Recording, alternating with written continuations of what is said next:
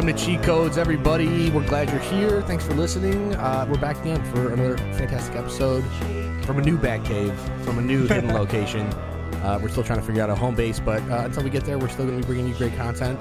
For the rundown today, we're going to talk about monetization, games, free-to-play, baiting, whales that keep, certain games alive. We're going to talk about the Minecraft movie that may or may not happen, but the deal that's Warner Brothers is talking about with Notch and the guys over at Mojang. And then we're going to talk about Ben Kuchera's article in regards to sex workers being portrayed in video games, how a lot of the AAA titles and the games geared toward adults kind of rely on it and use it a lot, and how they're kind of unfairly portrayed and why it should stop, at least the argument that he's making. Although I'm not sure that it should. We'll find out. I don't know. But I think off the top, we'll introduce everybody. I'm joined today by some of the usual crowd. We've got Nathan Hitchcock. Hey. Nick Golish. Hey. Mr. Chris Morris. Hello. And Joe Arroyo. What's up? And I'm Joe Erskine. Thank you again for joining us, everybody. Really quick before we get started with the rundown, I think it is important to note and take a moment to reflect on the passing of Harold Ramis this week. Really sad. One of the original nerds, I think, between Ghostbusters, even his stuff in Stripes. Great director, great writer. Kind of made it okay back when it wasn't okay to be a nerd. One of the originals. Moment of silence. It's moment of silence doesn't really work on a podcast. That's a bad idea. But it's good that we kind of look back. Chris, I know you're a huge Ghostbusters guy. I think that's fair to say. It's sad. It is very sad, especially when they had 3 in the works. Well, I mean, I'm going to count the video game as number 3 because it was actually pretty good. I think most gamers do, don't they? Like anybody that was really a big fan of the third, not the third, but the game itself that came out in the past couple of years, kind of treated it like Ghostbusters 3 essentially. Yeah, I mean, I think even the original Ghostbusters kind of treated it kind of as Ghostbusters 3. I mean, I think Aykroyd was responsible for writing a large portion of the game. What, Aykroyd, or did Ramis get involved with that as well? I'm not sure if Ramis got involved. I mean, I know he was a voice actor, but I don't know if he had a hand in writing it. I'd have to look into that. But they got all the original guys to do the voices for that game, right? Yeah, sadly, Bill Murray was kind of like a parody of himself. A little bit more over the top than he was in the movies, which a lot of people commented on, but it was still cool. Right on. Well, Murray can do whatever he wants. Yeah, he's just want to point that out right now. Allowed. It's kind of true. Regardless, I think big fat, glorious shout out to the great Spengler, and Egon, all that stuff. Just all those guys. Wait, it's not Spengler. It's just Egon. It's Egon Spengler. Oh, it is. Okay, good. I started confusing it. Oh, that's horrible. Yeah. I'm going to get struck by lightning from the important thing is to note that now we get to benefit from being cool as a nerd from people who were not so cool at the time that they were a nerd. He definitely helped make it cool. Exactly. He did. So thank you, sir. A pioneer. Absolutely. Absolutely. All right. We'll get straight to it here. I think the first thing we want to lead off with really quickly, yesterday I guess it got leaked, and Notch was a little upset about it because he wanted to be the one that was going to be the leak. Wasn't that his tweet? That was his Twitter. I wanted to leak it. How do we know he didn't leak it? How do we know he's not just saying he leaked it? Wait, if the source leaks something, isn't that just an announcement? Yeah, exactly. So if he leaks it, then he has to be secretly it's not really a leak. It. And then he says, "Oh, I wish I leaked it." You could be right, but to the topic itself is that there's going to be, or they're in talks to have a movie. Warner Brothers is excited about turning Minecraft, which has been hugely successful, especially from an indie standpoint. I mean, what didn't game? they announce Never this heard week? of it. Yeah, Minecraft. Yeah, right. It's this one with the things and you do stuff. It's like is that Legos? Is that Legos? Voxels. Oh, you mean like Eve? Yeah, not like Eve. So it's like Mario or yeah, a dwarf fortress. Well, I think Nick had it closer to right. I think one could infer slightly that based on the success of the Lego movie, and if you haven't seen it, you should because it's amazing. I'm looking at you, Joe Arroyo. I haven't seen it. You need to go see it, man. Best movie. But I think because of the sandbox nature of Lego, even despite the lack of general characterization, like the open-endedness of it, and whatever you want to call it, I think that they are trying to turn another IP into something profitable at the movie theater. So Notch is there in negotiations, I guess. Nothing's been confirmed. They're just talking about it right now, as far as we all know. And I think this also has something to do with, I think a couple weeks ago, wasn't there a big fan trailer that some guy did? It got squashed. And it got squashed Yeah. immediately. Probably got squashed because they had That's right. what I'm No, talking that's about. it did. Yeah. Exactly. It's weird because Notch kind of has like a history of like not bringing the hammer down on people that are doing stuff with Minecraft. It's always kind of been like, hey, if you guys want to make creative stuff with it, like go nuts. Yeah.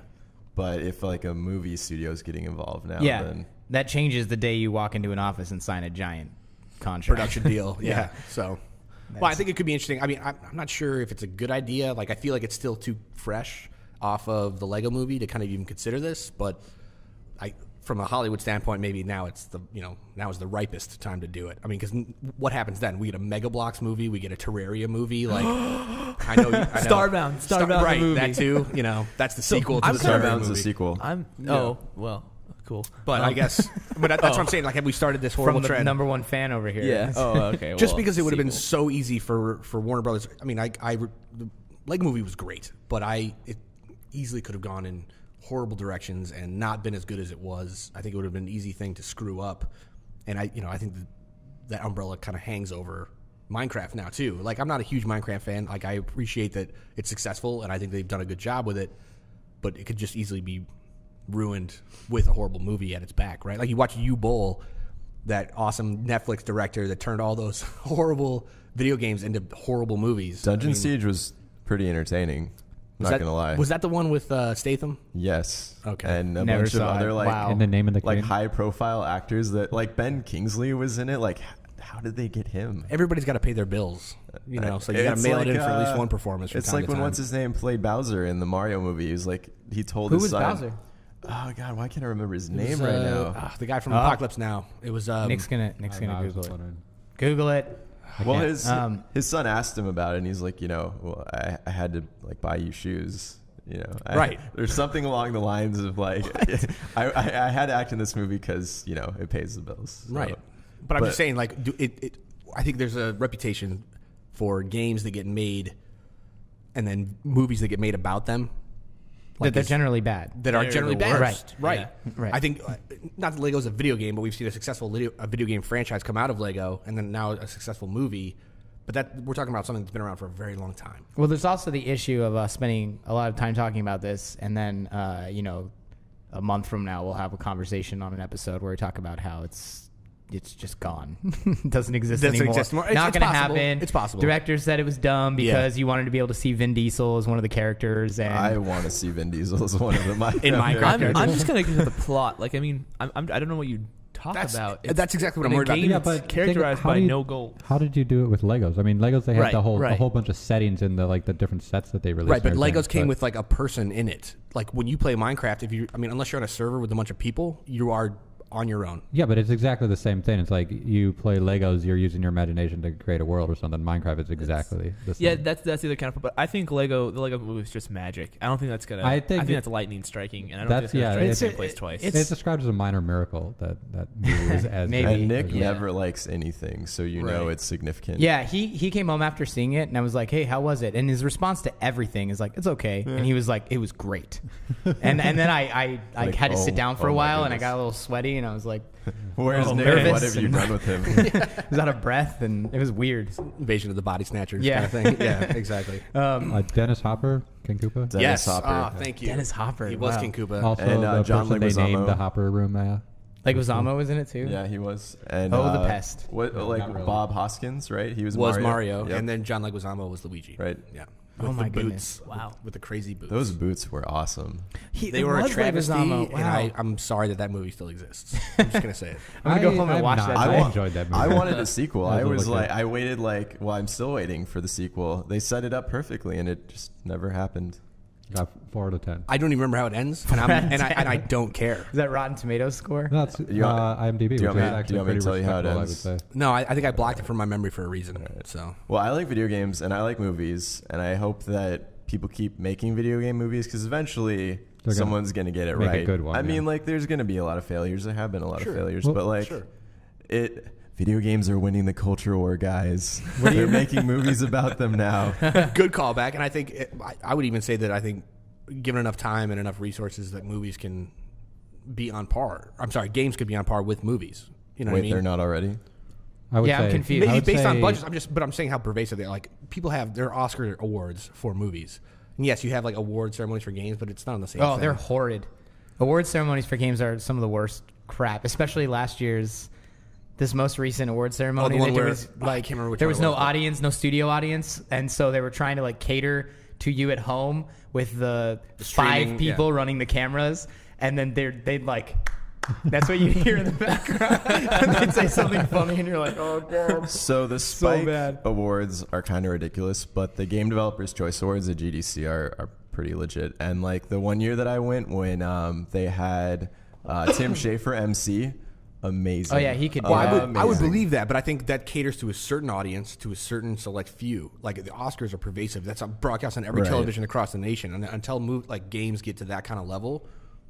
Right, Game Developer Choice Awards is not being broadcast. Spike Video Games Awards is being broadcast on one channel for one night. Yeah, but that's what I'm saying. Like, but still, I mean, I don't think awards ceremonies really dictate the popularity of something. I think it's more of a gimmick that's just kind of holding on anyway. No, but I think it's still a metric that you can measure. Like, yeah, but I'm sorry, like a general cultural influence. But the metric of how much money they're bringing in is much more important. That's very different. Whether or not they have a nationally broadcasted award show about it. And ever since like the release of Halo, where it was one of the first games to actually break blockbuster records against movies on its same opening weekend.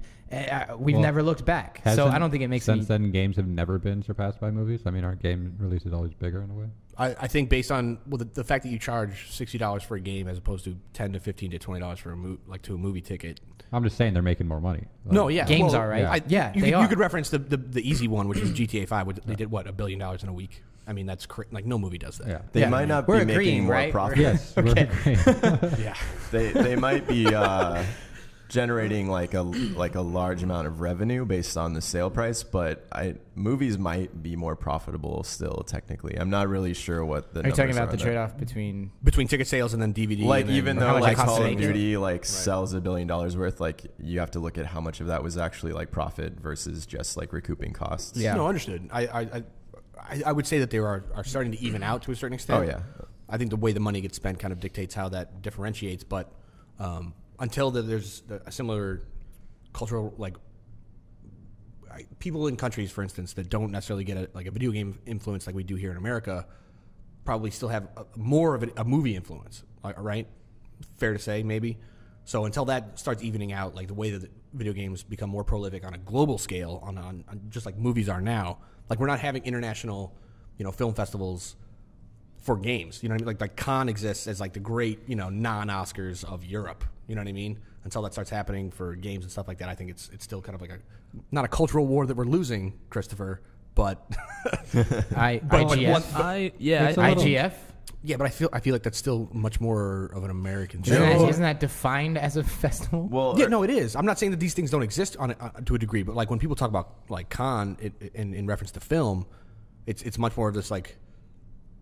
I don't know, culturally pervasive, more regal. Erskine more wants his Sundance. I would say that not even Sundance, actually, not even that. But I would say that video games are more global than movies in some ways. Like we get a lot more foreign video games than we do foreign movies, if you think about it. So, I mean, other than like American games or American movies going all over the world, a lot of like movies from India or movies from England even come over here. Yeah. And video games go everywhere. Like we get video games from every country that makes them pretty much. I mean, they're more global. Outside of Japan and Europe, like who do you mean? Like Asia in general, I guess. Like China, sure, okay. Like. Well, we get Korean games, we get Japan, all over Japanese games. Those are the big ones. Asia and Europe is a lot of like space to be getting video games from. I mean, we're getting video games from like South Africa now. We're getting like indie stuff from like Latin America. I mean, we are getting video games from everywhere. Like the localizing a video game. So you guys would argue that it is evening out then? Well, I'm arguing that it's not a fair comparison with movies in a sense because you're talking about like award shows in England and everything, or and Cannes is in France, but yeah. Okay. Yeah. Well, in Europe. Right. Fair enough, yeah. But what do they do? They do American movies there also? Yeah, absolutely. Yeah, absolutely. I'm just curious because I don't even know what Cannes is. I just thought you were talking about like for instance, like in 1994, Pulp Fiction Wrath of Khan. Yeah, that's what I was getting. Wrath of Khan. Yeah, that's what I was too. It's spelled wow. All right, so it's spelled CANNES. It's on. Okay. Cannes Film Festival. Canis. I'm not sophisticated enough. Yes. America. That's good. Anyway, all right. Try. No, well done. No, I guess I make it that because I'm much more of a narrative-driven and like storytelling like kind of person, especially when it comes to games. I think I make that correlation between film and games very quickly. But you're kind of saying like maybe it's not necessarily a fair comparison, but I think that's the quickest one that I would jump to make. Well, I guess if you would say like if games are as good of a storytelling experience as like movies, I would say yes. I definitely believe that. More so a few years ago than I do now. I'm just, I guess, not as into playing like the long, lengthy story games that much anymore. But and that's just a matter of perspective and preference. I appreciate that. Okay. But we can all at least agree that we've never heard of the award show that you're comparing whether or not the popularity of games has reached because some festival we've never heard of has not made its way. You've to all the heard of game. it. I just think you've all mispronounced it. Yeah. I didn't actually pronounce it Canis. I know. You actually just did again. So is it the cans or the canes or the?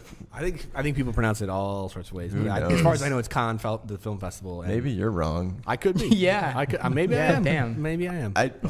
I mean, I think like award shows are probably, or festivals are just not a good metric for determining like cultural relevance because like award shows are just, they almost seem more self-serving. Like, hey, let's all get together and pat each other on the back. Absolutely. I would agree. I'd like to thank the Academy. There's these people who decided whether or not that's what it is. It's like a group of people that like things, like telling people which one of them they like the most. So it's like, I don't know. Like, be sure to watch the Academy Awards this Sunday at 9 o'clock. It's like a group of 5 people who get around mics and, you know, pretend like their opinions matter about anything. Yeah, exactly. A bunch of assholes. Yeah, it's true. It's true. All right. All right. We'll move on. I mean, go ahead. I like to think the internet is the award show for games. Oh, that's cute. Just all the internet. Steam, maybe. Well, Steam actually, I'd like, before we move on, I'd like everyone's opinion on whether or not they actually think the game will happen. The game or the movie? Or sorry, the movie about the game. You're talking about the Minecraft. Yeah, Minecraft. And whether or not you think they should stay true to how they chop down trees and whether or not. Like spending like 5 minutes punching a tree with your fist. A piece of the tree missing. And then, like, why not? I think my initial thought, honestly, is I hope they don't, because why ruin a good thing? What are you?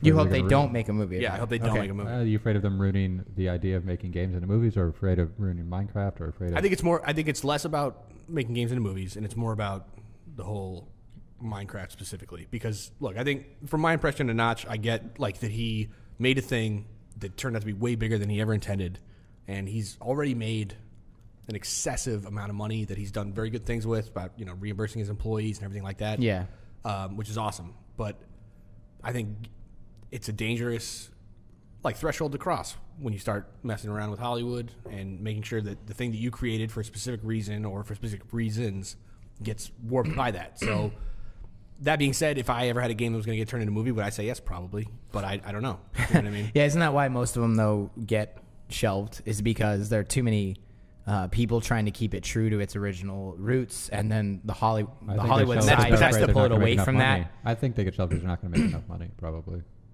More than all right. That. Well, yeah, but that doesn't make a lot of sense when you have issues with the Halo movie getting completely shelved, and still then there are movies like District 9 and Elysium that come out anyway that are exactly Halo and made by the director who is the protege of the director who was going to do it. So you basically have. This still makes it anyway. All I can say is thank God we got District 9 instead of a Halo. Yeah. Halo District 9 was awesome. Elysium was not. It was okay. I haven't seen Elysium. Halo turned into like a live action miniseries though, did it not? Yeah, Forward Unto Dawn. Totally different. Like it was not. It wasn't a miniseries, was it? It was a single. It was a miniseries. It was a Netflix thing. Yeah, but wasn't it a single movie? Well, you could watch it in a single sitting. I didn't know that they did that. Okay. Yeah, they cut it. So, I gotcha. And now Spielberg is coming back to do a full-on. He's executive producing. Right, the Halo show. Right. Yeah, that's going to be interesting. Yeah. I hope the Minecraft movie does get made, because if it's bad, it's bad. But if it's good, it has the potential to be like really good. And it's like if they're going to take the risk and spend the money, then why not go for it? Honestly, I wish that the BioShock movie would have gotten made instead of the third game. I'd agree with that. No offense to any like Irrational employees, but I think that like Ken Levine is such a good storyteller that if they didn't have to like invest all this time into like the technology behind the tech and the gameplay and stuff like that, like if they could spend like 5 years making a BioShock movie, that it could have been like pretty freaking awesome. And I mean, he got his start as a screenwriter, so like it's theater as well, like natural. Stuff, sure. But I guess like the budget was too high, and like I think Gore Verbinski was set to produce it, and like he backed out. Yeah, to direct, I think. Yeah. But yeah, that could have been very interesting had that panned out. So I guess the overall point is that make it anyway, no matter what game you're trying to make a movie out of. I guess. Yeah, because if it sucks, none of us ever lose hope in the idea that one of them will come out and be good, right? And that's the important thing. That's interesting because you could seriously like oh, they're gonna make a movie out of a video game. Well, it's probably gonna suck, and we just I'm gonna go see it. Yeah. I don't know. I'm just kind of curious. I mean, especially with Minecraft, where I'm just curious to see what they do. I don't understand how they could do it. Like it's as vague as like Legos is. I don't understand how they could do it and they in could other way besides the way the Lego movie did it. It's just gonna take a magic touch from either the writers or the way that they portray it. Like magic touch. Yeah, it's a magic touch. It really like well, Phil and Chris Lord, the guys who did the Lego movie, the guys who directed it and wrote most of it. I guess I would assume I'm not trying to like discount any other writing influences they had, but I mean they literally like you said, like lightning struck. You know what I mean? It did. It was it was magical. It was amazing. I tell everybody to go see it, and everybody should see it. Probably twice. And yes, yeah. Well, don't you think in some ways the Minecraft movie wins because of how non-narrative or the game is? Because for sure. They're open to do whatever they want with exactly. it. And you don't have a bunch of people coming around where when you're trying to make a movie out of a game that was already told in a very specific storytelling sense, and that method is very true to a set of characters that are really far developed by the end of the title, then you run the risk of botching that when you go into a movie. And then you have a lot of different voices that are upset about where it might go and blah, blah, blah. But when you have something like Minecraft or Legos, you can do whatever you want with it. And so Hollywood has the freedom to actually write a good piece of... Right. I think it comes down to there's like the world is there. It's the world has been developed and there's no plot. It's just it's a playground for whatever you want to insert into it. It's a lot easier. It allows for a lot of creative direction. Right. But I don't know if I'm necessarily interested in watching a guy swing a blocky sword at like an Enderman, and then try and have like a blocky sex scene with the female love interest. You know what I mean? Like I don't know. That just seems awkward to me. That's not necessarily at all part of the plot. I mean, they can do whatever they want with it. It's Hollywood, dude. There's got to be a sex scene and a murder at least once in the film. The Lego movie worked because like they could just be all over the place. They like. Okay, we have Batman, and here's Wonder Woman, and here's like the IPs were already there, waiting to be taken advantage of. Yeah, like here we're in like this happy sunshine rainbow fun land, and now we're like on a pirate ship. It's like don't spoil anything. Dude, I'm getting upset. They're just like it was all over the place, and it worked very well because of that. It was like it was ADD, and it knew it was ADD, and like we could all revel. That's why Nick liked it. That's why Nick liked it. It was ADD. That's what it was. As soon as he got bored, they were on a pirate ship. The Lego movie woke up and forgot to take its Ritalin, and it was better for it. All right, fair. All right, but now we're gonna move on for real. So shut up. Sorry, I kept that one going. I just wanted to ask, like, how do you explain the Resident Evil movies? I mean, they just keep making them, please. That has more, I think, to do with Mila Jovovich than anything else. Those are a guilty pleasure of mine, and I enjoy them. Me and you both. Until the 3D. No, that even made it better. I haven't seen the most gimmicky 3D ever. I haven't seen 3D. Is there a new one in 3D now? I don't know. I want there to be a new one. Joe wants us to shut the hell up. Yeah, I saw it's time to move on. Next time, little arm twirl. Yeah, it's time to move on. So right, I was trying to be subtle about it, but then now we're talking about camera dick. So it's true. We can see you. Yeah, it's true. All right, so before we get to maybe the larger topic, we'll try and they're both kind of big, but let's just all right. So I'm just gonna do everybody pick a number, 1 or 2. Did you hear that? We only get to talk about one. Yeah, it's 1 or 2. So pick a number. 2. We don't get to talk about both. I want to talk about 2. Yeah, we do. I'm just trying to figure out which one I'm leading with next. 1. Surprise me. Start with 1. 2 versus. Oh my God! We're not having it. So Ben Kuchera from Polygon, or who does opinion pieces for a Polygon, as well as I'm sure a slew of other websites, wrote an article this week about sex workers in video games and being unfairly represented and treating as like lesser citizens in real life by lawmakers and lawyers in general, and how we need to stop making games, I guess, or portraying them in a way that we give the player a bonus for going to a strip club, or we can beat up a stripper and then take the money back. GTA, I'm looking at you, that kind of thing. Like where he basically lists his own list of AAA titles that he could think of, which is fairly extensive, and then he goes to Giant Bomb, and they list an even more extensive list of where either a brothel or a strip club is used to portray some scene in the game that the player has to either get through or experience, even if it has no effect on gameplay whatsoever, to keep moving on through the game. And he's saying that, like, you know, you have to end up getting this, you're either fulfilling some sort of like screwed up male fantasy, and like games are a way for these guys to kind of portray that in a way, or the fact that you can harm them in some way or interact with them in a violent nature that then there's no way for them to stop it or something, is indicative of kind of a, you know, the rape culture of you know, white male, you know, Americans and that kind of thing. And I thought it was very interesting. I'm not sure his point is completely valid, but I'm interested to hear what you guys thought if you guys read the article. Did you say the rape culture of white Americans? Yeah, I did. White male Americans, yeah, I did. The white male American rape culture. Rape culture. Apparently. Is rape culture not a winning thing? I'm pretty sure it's a thing. The culture war? Is rape winning the culture war? It is, but it's just word choice. Yeah. Really? Okay. It sounds like very like, oh yeah, you know that culture of rape, like it is out there. No, I know, but unless I'm I don't know, poorly I guess informed, it's just the way you said it. It makes it sound like way more lighthearted than Yeah, like, yeah. It's Oh, like, I was not trying to downplay it at all. Yeah. So Okay, fair cool. enough. Okay, so don't. Yeah, I was not trying to downplay it. I read the article. Okay. I'd like to give my input on what I thought he meant, because I feel like, and I don't mean you maybe missed it, but I feel like there were a couple things he said that you didn't quite cover. Sure.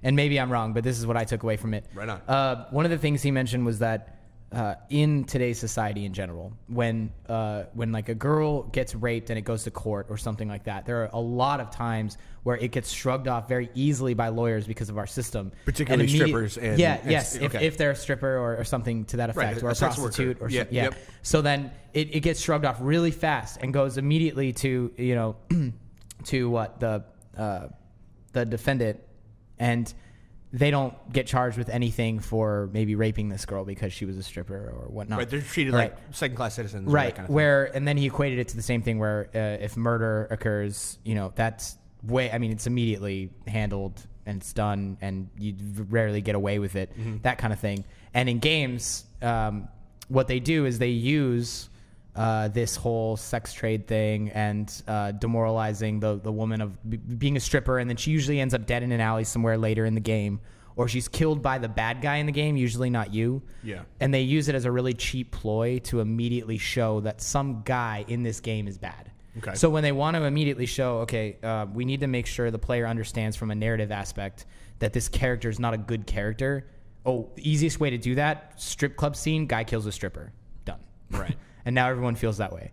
But they think that he believes that this is a cheap narrative ploy that we're using way too often, and that it's helping to kind of fuel the idea that we don't really give a shit about, you know, whether this stripper dies. And that's really unfortunate, because in the real world, it's not getting that kind of attention. Right. And people are getting away with these kind of acts. All right, you should have introduced that because you said it way better than I did. Sorry. No, absolutely. I read good. it. It's good. No, I did too, and I guess I got something a little bit different out of it, because I think the first place my mind went to it was not to have a gender-based kind of attitude towards it. It was more about, how do I equate this activity in video game that is represented in real life versus the fact that we can still walk through a video game and still kill hundreds of thousands of bad guys, for instance, and how that's not necessarily the same thing. Like that, there's some sort of delineation here, and so I guess I'm just trying to equate the two in my mind, and that's the way I approached it to a certain extent. Okay, so I just read through the article as well, and in movies that depict strip club scenes, I think that you don't see that maybe like brought up as much as an issue, because they're like non-interactive. So as soon as a game introduces a strip club scene, there are some games where it's like just kind of like it's a setting, and then as soon as you add like interactivity to it, then you kind of like take it up a notch, and then there's like it adds controversy to it. Right. And then as soon as the game allows any form of violence inside of like the strip club, then it's kind of like really starts going to the area of like, what were the developers thinking when they decided to like introduce this, and like what if anything, does it actually really add to the game? You know, if you're making a game that's like realistic and you're putting a strip club in it, and you're like, there are things that exist in the real world, and you're doing it in a way that's like as tasteful as can be, then sure, fine. Like if it makes sense. If you're doing it just because you're trying to sell more units, at some point it's like, where do you draw the line? Like, where is the moral responsibility come in?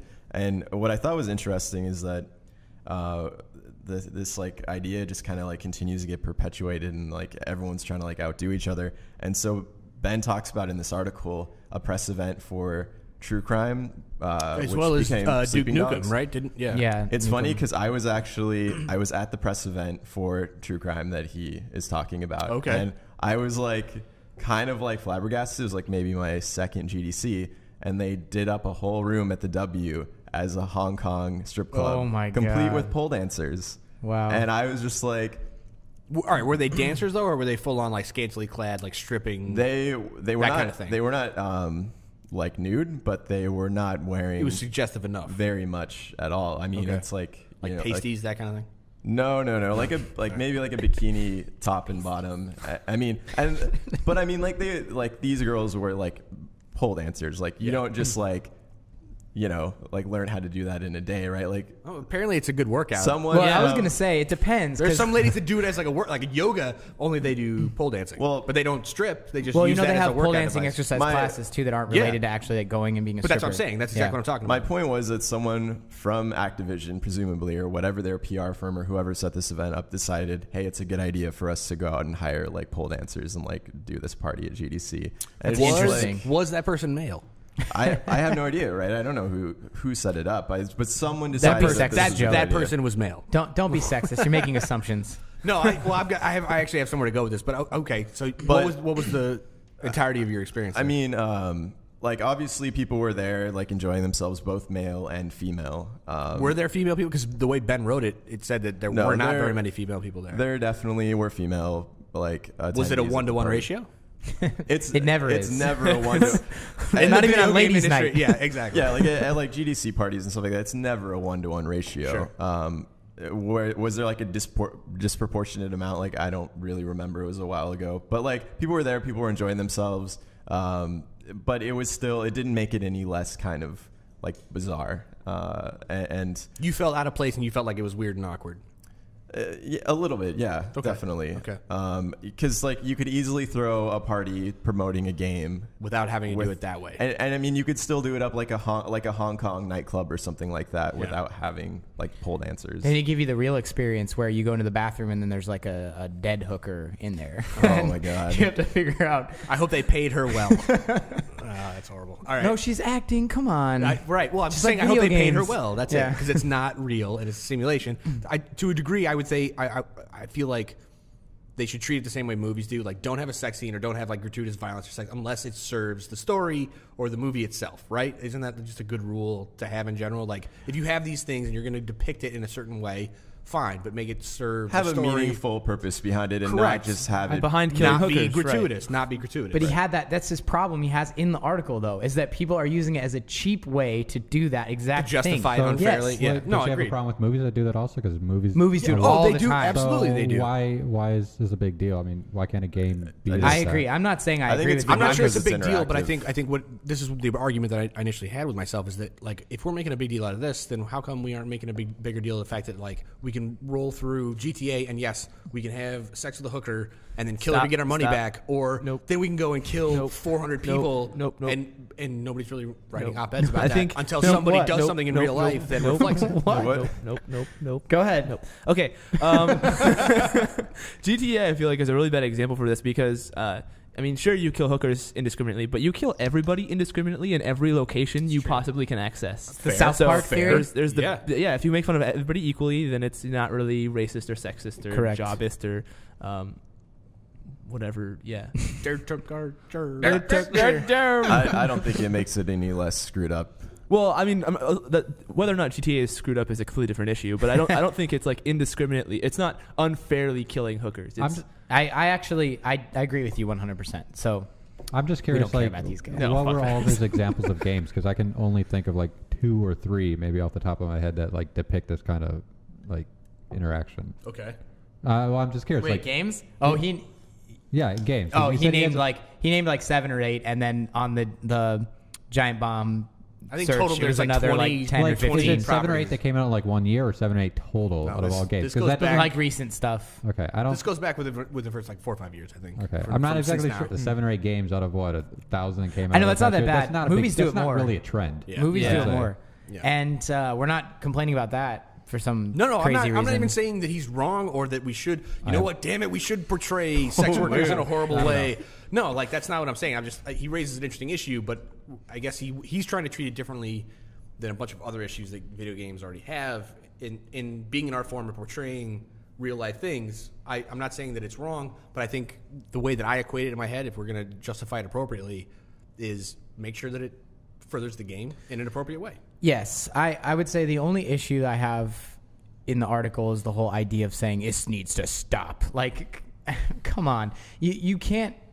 Nobody should be writing anything about saying that there's any type of. Well, it's easy to do that, but unless you're willing to do something about it, then shut up. Well, right? Not really that. Not really that Wow. either. I I know wouldn't it's- say that. I would say that it's an issue of claiming that we need to put some kind of creative restriction on anything is like a ridiculous claim. I take more of an issue with the creative restrictions than I would with any one person being excessively. It would have been just as good if degraded. it was the same. Because I agree with a lot of his points, so I'm not disagreeing with him as a whole. No, me neither. I'm just saying. It's just about the idea of where it's going, and maybe that's just to get the readership, that kind of thing. But It's in not reality, bad. Like, it's supposed to bring up some controversial make stuff. your opinion, but it doesn't need to end in like, so this needs to come to an end or something like that. It's like, why? It's like a better way to maybe approach it is like, hey, I'm writing this article to sort of bring awareness to an issue that maybe people aren't aware of. Because maybe people honestly, I wasn't actually aware that brothels and strip clubs existed in so many games. Maybe it's just because I haven't played them because they're not like in my realm of interest. But the article maybe could propose like, hey, this is a thing. Like, guys, like when you're like working on your stuff, maybe like put a little bit more thought into like what goes on, like the process behind like implementing the strip club, or like why you need to portray like these women this way, and not just do it just like wantonly, like just because, so you can like excite players or like sell more units or something like. No, because I agree with it's that. not going to stop, and don't like absolutely. just like stop it now. Like just hey guys, like maybe try to like be a little bit more responsible about it. No, fair enough. All right, so I think, can we leave this one alone? Is anybody else got any final we're thoughts? good. Yeah, I'm All right, good. so we can move on. We'll get right into the next topic. That was kind of heavy, though. I got to tell you, got a little racy, got a little, I don't know, touchy. I don't know. You're welcome. I don't think so. Either way, monetization in games, big, huge, broad subject. I think we can kind of narrow it down here just to kind of tackle it a little bit, because we tend to do this. We take large things and then, talk them over, but try and break them down from recent topics in general. The whole idea of monetization, I think, for games is kind of a dangerous one, especially when it comes to mobile gaming. But I think what I'm interested in talking about today is more about how money for pay-to-play games is important, but 90% of that money that comes in isn't really as important than the 2 or 3 people that are spending the majority of the money to keep that game afloat. As far as whales, I'm talking about whales. So yeah, we call them whales. Yeah, A whale is the individual that has a psychological addiction to having to reach all the achievements in a game. So even if it's free to play, all of the things that actually cost money to obtain, they have no bearing on when to stop.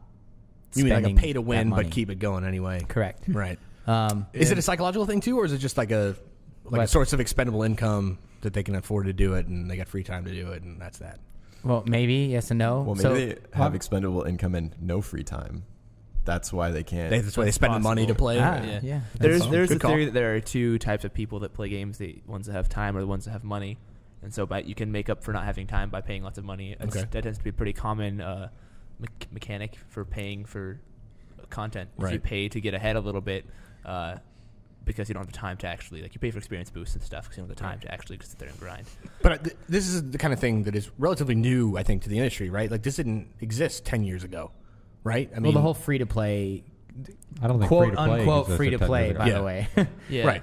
kind of breaks it if you don't understand what we mean by free to play. It's not free to play. No, certainly there are games out there that you can download free play all the free way to through download without and start. paying a dime.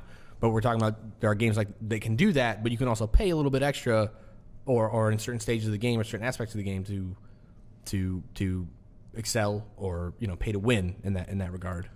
But you could let's call them free to start from now on. Free to start. So the industry kind of started out with shareware, right? Like the guys from id and the guys from Epic, they kind of they got their start making shareware, right? Yeah. Like the game's free, you play a few levels, if you like it, and you buy it, and that was like the Doom days, ridiculously right? successful, and there was no microtransaction built into it. But now with the availability and the volume of games, there's the pressure to keep lowering and lowering the price, and then it's just free. You just need to get people to play the game, to start playing, and then retain the users, and then make them to pay money, right? Or buy users from Facebook or whatever. It's almost akin to peddling drugs, almost. Oh, I would agree with that to a certain extent. I think Arroyo would too. Can I break this down with the analogy and see what you guys think of it? So it's not a direct correlation, but just to give you an idea. So if Joe, you worked as a bartender for many, many years, right? Many years, yes. Okay. So if you have an individual come in to the bar and sit down, and they are clearly an alcoholic, what if you knew they were? Okay, and you knew who they were. You knew that they couldn't, count the straws. So you know what I mean, right? How many drinks? If they weren't working towards their next chip in the program, so to speak. Right. They have no regard for how much they've actually drank. A lot of alcoholics will continue to drink and not even realize how many they've had, that kind of thing. You mean not even a functioning alcoholic? You're talking about guys that just drink for the sake of don't know when to stop. If you did not stop them, they would not stop. Okay? Yep. And it is, right, your moral obligation as a bartender to cut people off at the right moment to make sure that they don't drive home drunk or endanger anybody else. Endanger anyone else around you. Let me finish the analogy, and you can disagree with it all you want. That's fine. So, is this like that in this scenario where the whale is the alcoholic of the free-to-play game world, in which they don't understand when to stop spending money? And is it our responsibility, like it is yours as a bartender, to not endanger not only other people, which this is not the case in this scenario, but to stop them from endangering themselves? Because then it turned into essentially like the crack addict on the street who would spend all their money and essentially get evicted from their house because they're willing to spend that much money on your title. Is it the developer's responsibility? No, but they should take it upon themselves. And I think putting caps, I think on how much you're allowed to spend on a certain game at some point is probably a good practice. I think there are wrong ways and right ways that this very delicate issue of pay to play works. Flappy Bird. That's what that was. Was Flappy Bird? No. I was just. All right, Nate, go ahead. Nate is gonna cry. Okay. First of all, you can't die from paying too much for a game. But a neglected child can. Your life. You can definitely ruin your life, but I think there's a direct implication by. I mean, the amount you have to drink to die is a lot less. I guess it's hard to quantify in terms of. He is 20 years old. Yeah, I don't think he knows what he's talking about. I'm 20. I don't know what I'm talking about. But I think the point is that I really wanted to talk. No. Dang it! Well, but I think it's a little different. I think the severity of it is a little different. You mean comparing a compulsive spender for a pay-to-play game versus an alcoholic? Is a tough distinction to make. I'm not saying it's an accurate analogy. I just want to know what you guys think about the correlations. Understood. Okay. I don't agree with my own analogy on that. So that's what I'm just saying is I think the severity of the two is a little different. It varies in degrees. Although I do think it is a significant problem. You can still very easily spend all your money on a game and ruin your life, but. I just don't think that it's quite as easy as going to a bar and drinking yourself to death. Go ahead, Nick. Well, I definitely don't think there's a difference in the severity between the two. Interesting. Well, his argument was alcoholism may be unsafe for you or something, but so is spending too much on games. I mean, you can't pay your rent or something. You don't have a place to live. Alcoholism, it's not necessarily about like that person being in danger because they consume too much alcohol that they drink themselves to intoxication or till they're they die. Yeah. It's they can't keep their life together because they're dependent on a drink, and it's the same thing with gaming or spending money on gaming. That being said, I don't think it's fair to assume that it's the responsibility of the developers because they have to deal with so many more people. Like if you were to compare it to the bartender keeping the guy from not drinking too much, I mean, as a bartender, how many people did you have in the bar at night? Like 50 or something, maybe? Yeah, sure. I actually said this earlier where I to Joe when we were kind of hashing the preliminary of this conversation out, where I never really cut anybody off unless they were A, putting themselves in danger, B, putting anybody else in danger, or endangering the establishment. But I didn't really ever feel the need to cut anybody off. My point is, like, you had to deal with 50 people max or something. We go to like a game like League of Legends or something. I've dealt with crowds of hundreds. Like, you know what I mean? You have these developers; they have to deal with millions of people. It's like Correct. It's not reasonable for a developer to be take that responsibility. This is where you and I agree because I don't think it's directly the responsibility of the developer, but I think developers should be aware of it and maybe take some responsibility into their own hands and present ways that they don't have to be liable for anything, but they prevent people from doing that. Like we were talking about Riot earlier, who has a cap, right? Yeah. A cap about spending, like. Correct, Bernard. I know you're standing over in the corner, but you can nod to acknowledge. It's not a cap; it's the maximum amount of stuff you can buy. Yeah, I don't think. There's not a lot of recurring purchases. Okay. So you can spend like a lot of money on it, but there's like items and stuff that you buy. You just gotta. All right, but for the purposes of this, you're saying that there's a Repeat limit. what he in said place. in case. I think we can't hear it I think on he's saying that the amount of content that you can buy is limited. Like you can't. There isn't like you can like put all the money you something. want Yeah. into the game, but there's only so much you can buy. Right. So you until they can't, release new content, right, then you can buy all of that. So you and can then- buy all the skins and all like your all your in-game Okay. items, but you can't Okay. keep buying in-game items forever and ever and ever. Eventually, you As run out. opposed to, It's like- useless. Like an XP potion or like or spend money to like advance your you can cooldown timer or something like that. Yeah, you can keep buying. You can buy XP potions, but there's a level cap. So once you get a level cap, there's no point to buy that stuff anymore. Right. As opposed to games like Candy Crush or something. I think like you can just keep. That's buying. where I was going to go with it, but yeah. You can just keep buying things to get you further in the game or something. Because you don't want to wait for the cooldown timer. Yeah. You're just like, well, just in pay to keep Candy going. Crush, it's a little annoying because there are. I don't like it when there are games that actually there are things that you cannot achieve without paying. That's frustrating because Right. that like in Candy Crush, what they do is they bait you with these bonuses, things that can. What are they? Boosters. the extra item and that extra you items actually rather, cannot obtain any other way than the first time they give it to you for free, and then you never get it again. Okay. Unless you spend $1 or $2 for that pack of boosters to do this thing. So they dangle the carrot and say, "Oh, this booster is really awesome. It helps you get through a level," and that's annoying because I just want to play a game and either be good at it or not be good at it. I don't need to know that either I could obtain it through time. I can live with that. But if I have to pay to get it and there's no other way to get it, that's kind of frustrating. What's the point? Why is it free? That's not free. I think we're kind of getting away from the point of The whales. the whales. Yeah, Yeah. the problem that's true. isn't having stuff in your game that's reoccurring to buy. The problem is engineering your game to be addictive. Yes, so that was my last point before you give a comment on that. Stole it from you. Well, no, I want you to talk about it. That's why. But in general, before I talk about just the correlation between, let's say, the alcoholic and the person who can't control themselves spending money, what is the difference, though, when there are developers that do exist that create games specifically to cater to whales? I'm not going to claim that there are any specifically, but there are people. I mean, and that's not... They exist. It's not an unintelligent, like, choice. You mean like casinos?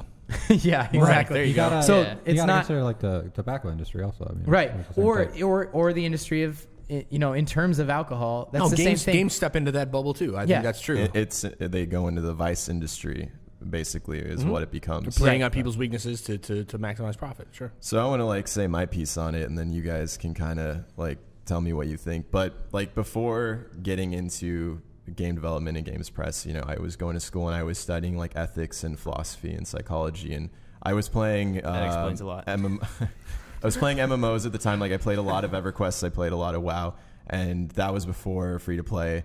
And there's definitely like a lot of similarities where the idea is to get you to invest as much of your time as you have, right? So like they want you to keep paying every month, and they want you to play as much as possible.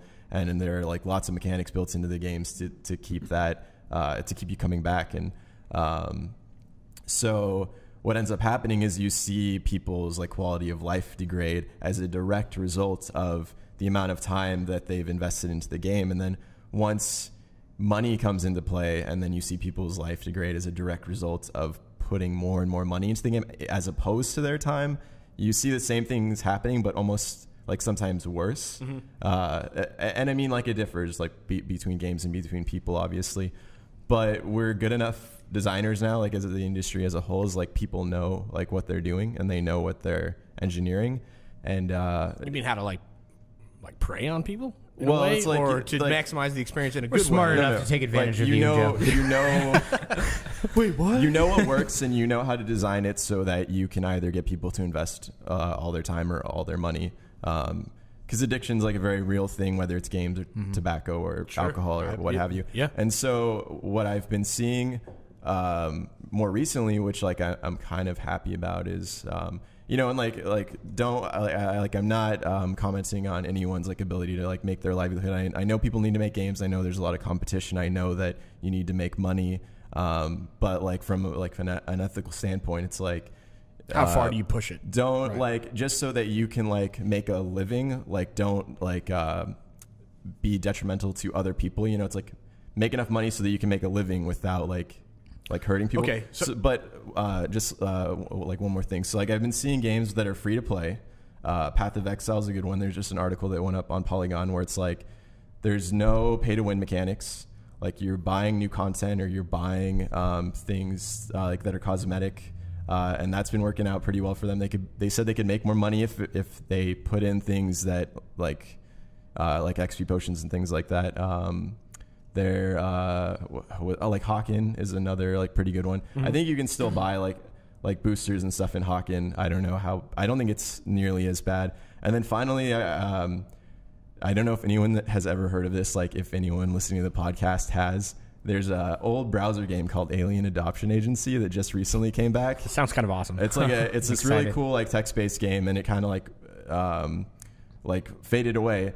But they have a thing where you can like subscribe, and you can also buy like another in-game currency called bytes. And on the bytes page, they said, although we do not place a cap on the amount of bytes that you can spend, like please do not spend more than you can afford, because there are this and that way for you to earn bytes in game by doing these activities.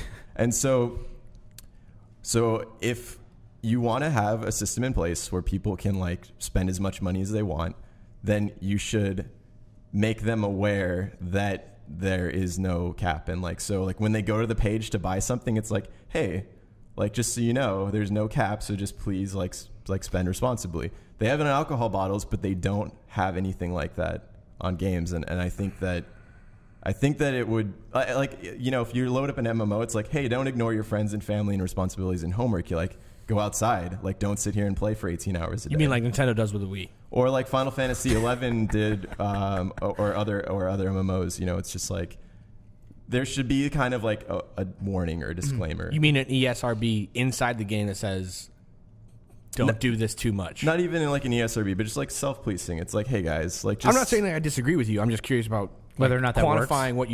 But that's like testing the idea, because I think the question you have to raise yourself now is, do we then, as like an ethical developers, only make games and sell them for full price and never charge an extra cent for extra content or whatever, in hopes that we sell enough to sustain a business? Not at all. As opposed to what pay for play is like, where you are taking these dollar investments from your player and hoping not to milk that cow too much, because I want to consider myself an ethical person, but I'm offering these things because they're casual players and that kind of thing, and that's what sustains my business, as opposed to a $60 investment from a PC or console game that's just come out.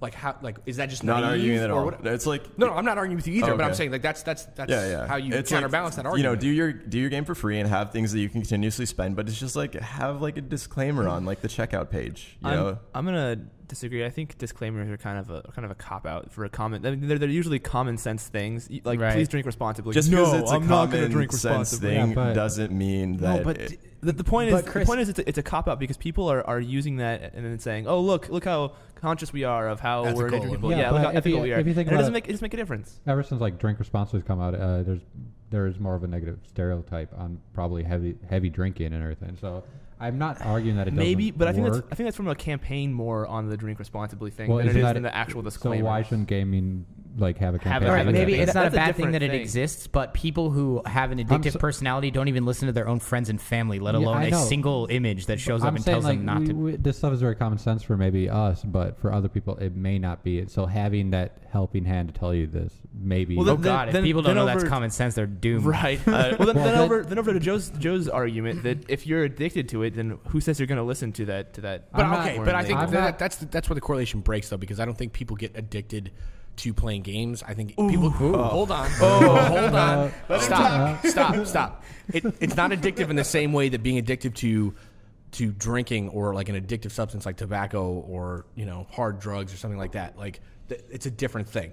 Addictive personalities are susceptible to both. Like, don't get me wrong. Like, I'm trying to draw a correlation between. I think people are more addicted to spending money and having to feel a sense of gain and accomplishment in spending money, and that's why it applies to games. So I know that I can accomplish something in this game by spending money, and that's why I'm going to keep doing it. I think that's the difference. It's to me. the addiction to accomplishment, not the addiction to spending money. As it's like gambling. a former game addict, like I can tell you, exactly you're gambling. It's recovering game gambling addicts. is the same idea, but that like gaming is not an addiction. Just like it's gambling. What it becomes is that you're spending money to gamble on whether or not you'll get more on your you're trying to spend more money on getting gains back. It becomes like if I buy an XP potion. If I buy an XP potion, I'm gambling on whether or not I'll have enough time and kill enough things to that I'll make even a worse. positive investment on in that. some ways, it's slightly worse than gambling because a lot of the games have set it up in such a way where if you pay money, you're guaranteed to be successful in X, Y, or Z. And imagine that, like you know that if you spend money and you pull the lever, you're going to get 3 cherries. That's totally different. And also, right? that's worse. Kind of I what think, I'm. Yeah, I think it's also it's a problem because it's like gambling, but you can't cash your chips out ever. Except in some games like Eve, yeah, where but you the can cash accomplishment back isn't in that money. they don't get get money money coming back out in of it. you can't get money out of It's Eve. just that You can they're better than sell everyone Plex else. games. No, in-game money. CCP is very good about cracking down on people. So what's the Okay. trade-off? As a designer, would you love taking away everybody's time or everybody's money? It's I don't know. It's an Nope. industry. We're Nope. trying to make. Answer the question, Chris Morris. It's like the perfect Skinner box experiment because you have a game where all you have to invest is time. So you engineer things where it's like you have the short term like consistent rewards, you have the long term consistent rewards, you have the short and long term random rewards, and so you keep playing because you're always going for the next thing. And then as soon as the time is no longer a factor, like you can have the reward whenever you want it, then it's just like, here, little rat, like here's the button that gives you heroin. You just go sit on it. See, but this is It's like exactly cookie why. clicker. This is exactly why I would prefer to pay $60 on day one for release and get all of the content at my disposal, and I get to choose how I play it. Well, whether that's I play fine, it through but- in 48 hours or I play it through over 2 weeks, that kind of thing. But when I buy a game, I'm going to play it either way. Why not spend that time like earning the in-game content? I mean, But that's what I'm talking about. Like you In get some to, ways, you get yeah. to choose your own. You get to choose your own adventure in that way. You get to spend as much time as you deem necessary I to can get do that. your value I can do back. that too without paying a dime, though. Like I can go download League of Legends, start up a new account, and just play it. And as long as I want to play, I can get all the content that I want, I suppose. Right, but do you get the same immersive experience? Like, do you feel just as attached to a character in that way than you would with something? That I spent time unlocking as opposed to just spending money to get. You've, Yeah, all I right, think I'm so. going to throw it out there. Like you Depends on the game, You but spent yeah, I agree what with that. 8-9 years being invested in Eve, correct? Yeah. Do you feel like you get like? And I know you've gotten to the point now where you can pay for your subscription based With on in-game money, yeah. money, correct? Yeah. Okay, so you don't feel like you're paying to play, but you are, essentially. Well, time right but now. you're earning it with yeah. your time. Correct. Yes. Okay, fair. I fucking love Eve. I'm just saying. But at that same time, though, like you have an investment. After 8 years, do you feel like you've gotten your money's worth? And are you an addict? And should we have an intervention? Right Yeah. now? Nick, this is an intervention. Honestly, I haven't been playing a lot lately because You've just of been school and switching everything. skills? So I've been switching skills. Sure. And I have been paying with real money. I haven't been playing the game to actually make any money in game. But you've been But paying. I can do that. That's how when I was playing the game, I would not have to pay out of my pocket because I could play. Fair enough. enough But you in-game. have been paying to keep that account alive, though, just because of the time investment that you put into it. In some way, you're paying. At this point, I'm invested, I guess you would say, and I've always argued like, 8 years is a long time, dude. Like nobody plays a game for that long. Well, I've been spoiled by MMOs. I play games that long now. No, I'm yeah. not saying you're doing anything wrong. I'm just saying, but you are actively making a choice to pay out of your pocket for that monthly subscription, even though you're too busy to be playing it right now. I just want to be part of like the most engaging experience in gaming right now. All right, off topic, but are you going to pay $10? Are you going to pay $10 to get your name on? Plug. Are you going to pay $10 to get your name on the monument? And I don't know. I'm conflicted about that actually. He's going to pay $10. I'm not sure. Please do it. I'm thinking about it, but I would pay $10 to get my name on it, even though I've never played more than like. I would do that. Just Be like, ha. Yeah, I don't even play that game. That's kind of why I don't like it. Like okay. You can just have some guy come up and be like, "Hey, all right." So we're running out of time really quickly. Okay. But I want to come together and try and wrap this up a little bit.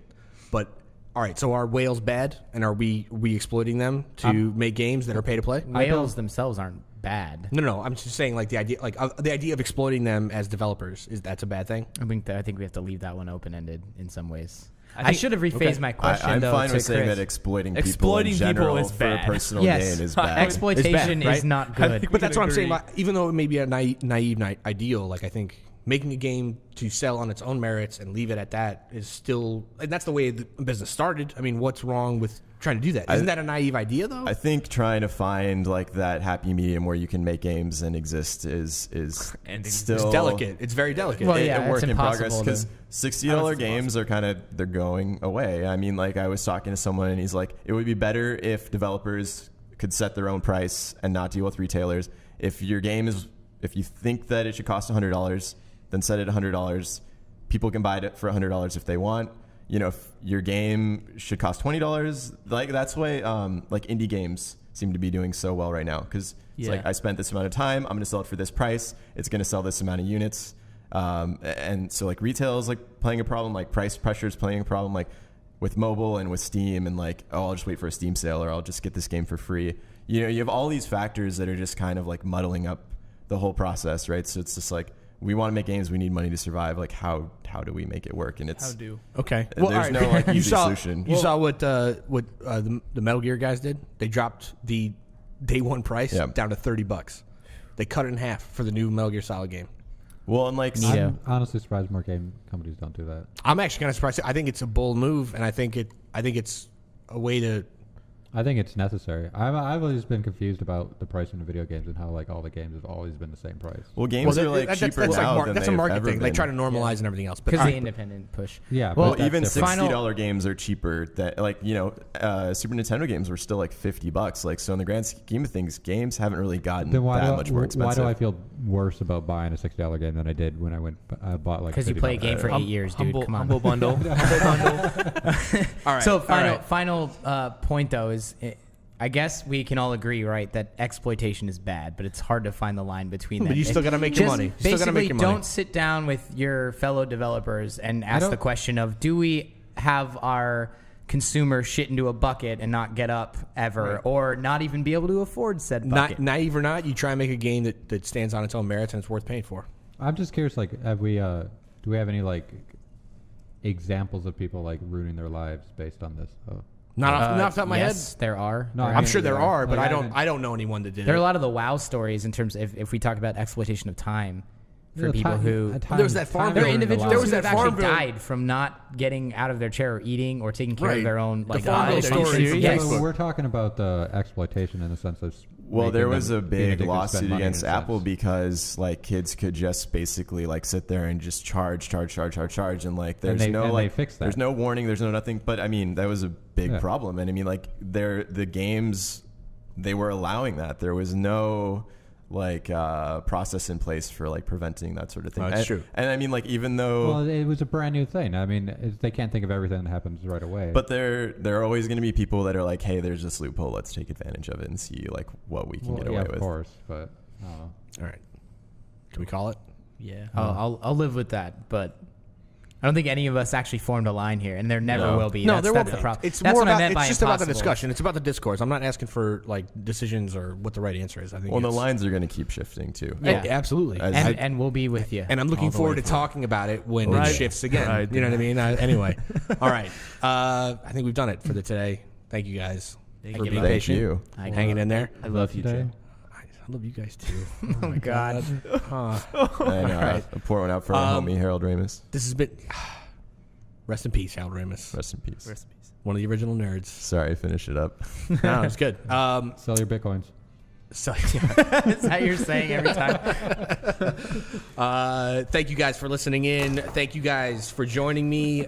Thanks, Bernard, for videotaping. We may actually get a video podcast out of this. We'll see what happens, though. Indeed. No promises, everybody. Okay, wow. We have no faith in the man over there. No, I'm just saying. That's what it sounded like. No pressure on the man is Love really you, what it Bernard. is. Talk to you guys soon. Join us again next time on Cheat Codes. Check us out on iTunes. Hashtag Cheat Codes Podcast. And follow us on Twitter because Kotaku didn't think to include any of us in their article about who you should follow in the games industry on Twitter. Like, what's with that? Imagine that. Jeez. We'll miss you guys. See you next time.